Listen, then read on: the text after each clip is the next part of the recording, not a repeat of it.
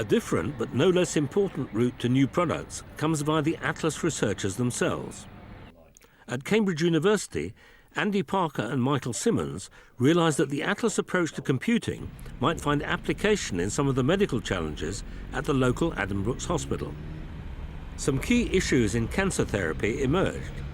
We have two radiotherapy projects. One of them is called XLRT, which is focused on killing the cancers themselves, better techniques for doing that. And that's a 3-year project. And the other is VoxTox, which is a 5-year program, which is focused more on the collateral damage from the treatment. The person responsible for these projects at Addenbrooke's Hospital is university-based oncologist Neil Burnett. He sees the scale of the link-up with the particle physicists and engineers as recognition of the opportunities for improvement in cancer treatment. There's still a lot of work to do to make our treatments have better outcomes. We want to do better in controlling or curing patients' cancers, and we want to do better in reducing side effects or toxicity. For example, the prostate is a common organ that's affected by cancer in men, and the prostate can move up to 2 centimetres either way from one day to the next. So knowing where it is today before we do the treatment would be a great advantage. We have a 5-year program trying to develop concepts about toxicity, and it's called VoxTox because we're going to look at the radiation dose received by each individual element in the patient. On a scanner it's called a voxel. So we're going to look at the radiation dose in each voxel, and we're going to link that with toxicity. That's how we get VoxTox.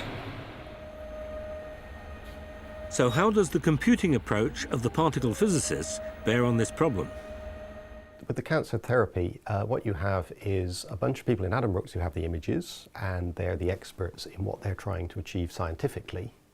But you have a big processing problem that you need to analyse those images. You want to understand what's happened when the patient moves around, for example. They take an image to plan the treatment, but then after the patient has had a big breakfast, when they come in to be analysed, then their organs have all moved sideways. So they have to do corrections for this kind of thing, and that's an engineering problem.